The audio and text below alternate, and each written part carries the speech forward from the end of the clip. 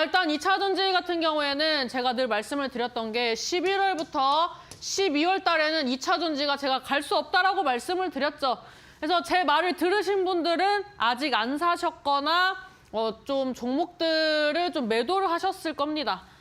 제가 이제 외국인들이 기관과 함께 견인을 했던 섹터이기 때문에 외국인 수급이 들어오는 내년부터 움직인다고 이런 말씀들도 수십 차례 말씀을 드렸습니다.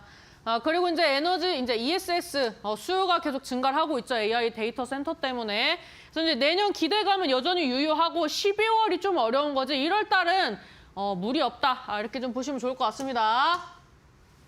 제가 이제 에코프로도 이제 설명을 드렸는데 이제 우리나라 기업들이 반도체나 2차전지 전반적으로 이제 탈중국을 하기 위해서 많이 좀 나아가고 있죠. 뭐 전에 이제 뭐 요소수 사태 뭐 이런 거 있을 때는 이제 뭐 탈일본까지는 아니지만 이제 또 일본, 이제 중국, 이제 여러 가지 뭐 에너지 관련된 부분들 또 점유율이 높은 나라들이 이런 이제 에너지 패권으로 이제 좀 폐악을 부릴 때마다 우리나라 기업들과 이제 증시가 좀 출렁이었기 때문에 이런 부분들을 좀 대응하고자 하는 대기업들의 움직임이 활발하게 나와주고 있습니다. 지금 이제 리튬 수요를 이제 대응한다 이런 이슈들도 전에도 말씀드렸다시피 이제 중국이 이제 물량을 또 풀고 안 풀고에 따라서 또 가격의 변동이 좀 요동을 치는데 이런 부분들도 이제 대응을 하기 위해서 또 우리나라 기업들이 또 불철주야 노력을 하고 있습니다. 그리고 이제 저번 주에 말씀드렸던 것처럼 이제 LG 엔솔이 이제 벤츠와 2조 계약에 이제 시장에서 이제 2차전지 특히 이제 에코프로 관련된 종목들이 상승 흐름이 나왔는데 이때도 제가 저번 주에도 말씀드렸습니다. 상승폭에 제한이 있을 수밖에 없다라고 말씀을 드렸고 그다음에 이제 공매도 잔고가 이제 반년 새에 이제 4배 정도 폭증했다. 어쩔 수가 없는 수순입니다. 그래서 결국에는 모든 키워드가 12월 달에는 2차전지가 올라가기가 조금 어려운 시장이다라는 게 이제 키워드의 종합적인 부분이라고 보시면 좋을 것 같습니다. 제가 이제 저번 주에도 말씀을 드렸는데 N자로 움직이고 있고 다른 종목들에 비해서 상승분을 많이 반납했기 때문에 에코프로가 올라갈 때 가볍게 올라간 거라고 말씀을 드렸습니다. 제가 뭐라고 또 추가적으로 코멘트를 드렸느냐. 그래도 상방의 저항대를 쉽게 뚫기가 어려울 것이다. 저는 여전히 2차전지는 12월이 아니라 1월에 보셔야 한다라고 말씀을 드렸습니다. 차라리 지금 이제 2차전지를 살 바에는 이제 슬모캡 위주로 단타 치시라고 정말 많은 말씀을 드렸습니다. 그래서 지금 이 종목이 이제 빠지고 있는데 이거는 뭐 왜 그럴까요가 아닙니다. 다 정해져 있던 수순이고 수십 차례 말씀을 드렸기 때문에 오늘 또 빠져서 걱정하신 분들을 위해서 좀 코멘트를 다는 것이다라고 좀 보시면 좋을 것 같고 지금 자리에서 이제 N자로 가다가 눌리는 자리이기 때문에 제가 봤을 때는 마지노선 9만 원은 지켜줘야 합니다. 그래서 여기서 눌렸다가 반등이 나오더라도 이번 달까지는 사실 이제 상승하고 눌리는 폭이 좀 눈에 보이기 때문에 지금 자리는 매수하시면 안 되는 자리고 9만 원 지켜주면 좀 괜찮다라고 좀 생각을 하시면 좋을 것 같습니다. 이제 주봉까지 이제 해서 이제 움직임이 이제 좀 제가 봤을 때는 아직까지는 저점을 지켜준다라고 보시면 좋을 것 같고 이제 LNF 같은 경우에는 뭐 하이니켈, 뭐 LFP 수요 뭐 폭증하고 뭐 글로벌 뭐 공급망 뭐 데이터 통과하고 자사주 소각하고 이런 부분들이 사실 호재일 수 있는데 이런 게 이제 선반영이 된 분위기인 거죠. 그래서 뭐 LFP 생산을 2배로 증가를 시키면은 이제 또 캐파가 커지기 때문에 이제 매출이 증가할 것이다. 이런 부분들이 이제 미리미리 조금씩 선반영이 됐다. 이렇게 좀 보시면 좋을 것 같고 지금 이 LNF 일봉인데 제가 여기에서 박스권 돌파하기 쉽지 않다라고 말씀을 드렸습니다. 제가 애초에 10월 달부터 말씀을 드렸어요.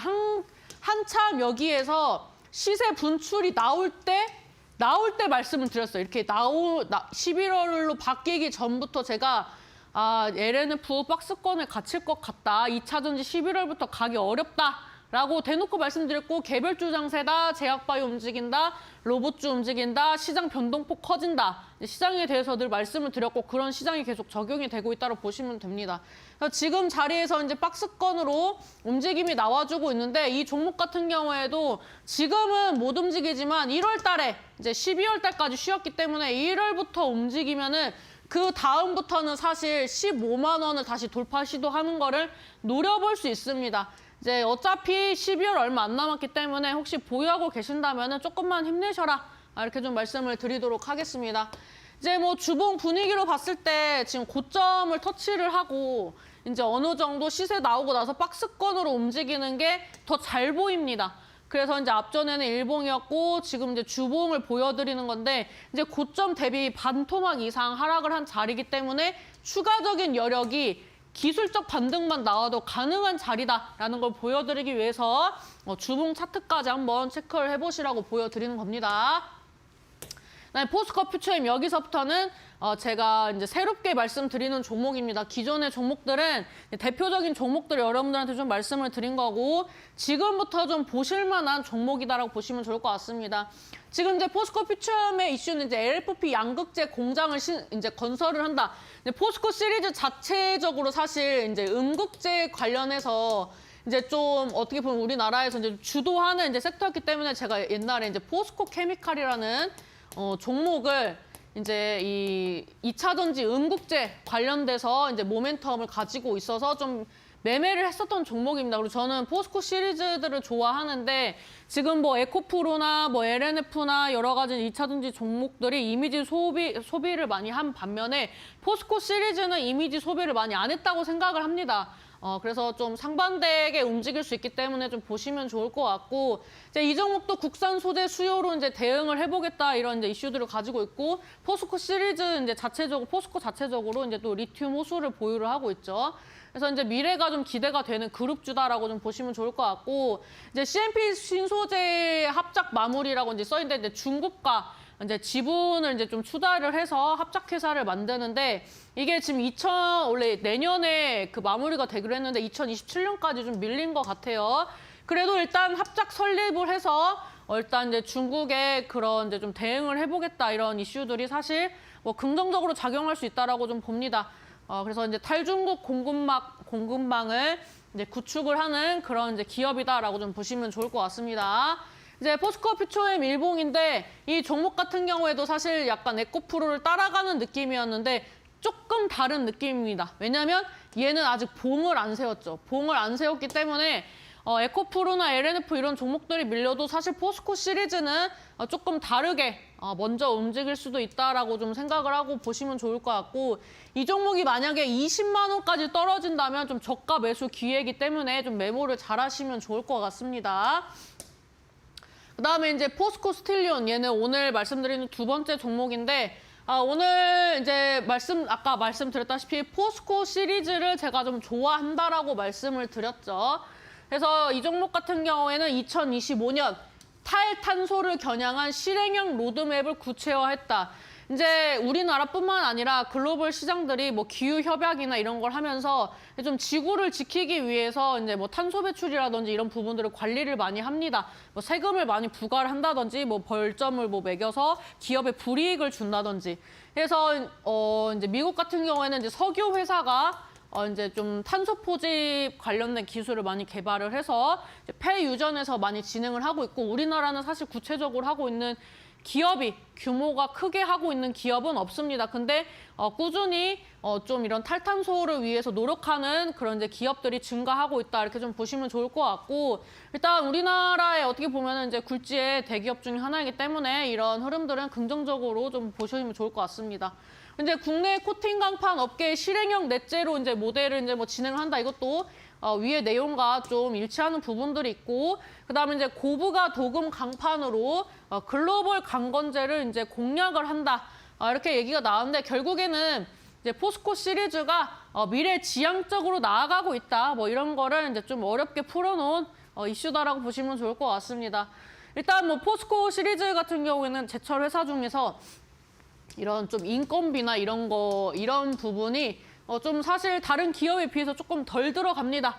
인건비에 많이 투자를 하지 않아요. 사실 이런 부분들은 아쉬운데 이제 주식을 투자를 하는 입장에서는 어떻게 보면은 이제 경비를 좀 축소하고 좀 짜게 이제 활동을 해서 다른데 이제 투자를 하는 거니까 사실 이런 부분들은 또 경비 절약이 또 되고 있다 이렇게 좀 보고 있고요.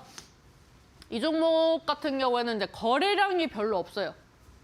거래량이 별로 없어서 제가 안 가지고 오려고 했는데 제가 왜 가지고 왔냐면 일단 포스코 시리즈라는 게 중요합니다.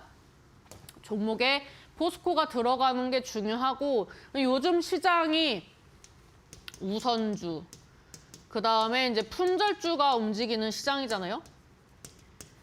그렇기 때문에 이 종목도 굉장히 또 가볍게 움직일 수도 있겠다라고 이제 판단이 돼서 일단은 이 주가 명에서도 마음에 들었지만 가볍다라는 것도 좀 메리트로 좀 봤다라고 보시면 좋을 것 같습니다. 근데 이 종목이 뭐 마냥 거래량이 없는 게 아니라 시세가 나올 때는 또 확실하게 거래를 틔워주는 종목입니다. 이제 거래를 틔워주고 그 외에는 이제 확실하게 또 거래량을 줄여주는 좀 화끈한 종목입니다. 지금 이제 이런 느낌으로 움직이고 있는데 여기서 이제 박스권으로 이제 움직임이 나오려고 하는 거다라고 보시면 좋을 것 같고 여기서 한번 튄 거는 사실 무시해도 됩니다. 큰 흐름으로 봤을 때 이 정도면은 박스권으로 가고 있다라고 좀 보시면 좋을 것 같고 제가 봤을 때는 거래를 틔울 때 45,000원을 도전할 확률이 높습니다. 45,000원이 어디냐면은 바로 이 가격이죠. 여기서 한번 이제 돌출된 부분, 이제 앞전에 지금 쌍봉으로 맞고 빠졌던 자리, 그 이제 지지 라인이라고 좀 보시면 좋을 것 같고 이 라인 제가 봤을 때는 45,000원 도전할 때 시세가 좀 나을 것 같다라고 좀 보시면 좋을 것 같고 이 종목이 지금 현재 주가는 39,000원인데 39,000원에서 이제 37,000원까지 좀 열어놓고 매수를 좀 해볼 만하다라고 좀 말씀을 드리도록 하겠습니다. 1차적인 저항 라인은 45,000원이다 이렇게 좀 보시면 좋을 것 같습니다. 네, 오늘 이제 2차 전지 관련돼서는 사실 이제 종목을 많이 말씀을 드리지 않은 게 어차피 대표적인 종목들이 움직여야 다른 종목들이 움직이기 때문에 대표적인 종목들 여러분들이 많이 매매하실 것 같은 종목들 위주로 좀 말씀을 드린 거고 그다음에 이제 그럼에도 불구하고 난 지금부터 모아가고 싶다라고 생각하시는 분들을 위해서 상대적으로 좀 수급적인 부분들이 꼬이지 않았던 그런 이제 종목을 좀 추가로 알려드렸다 이렇게 좀 보시면 좋을 것 같습니다. 이제 그 다음 이슈로는 이제 지금 시장에서 움직이는 품절주, 그 다음에 제약바이오 알려드릴 예정이기 때문에 끝까지 시청을 해주시면 좋겠습니다.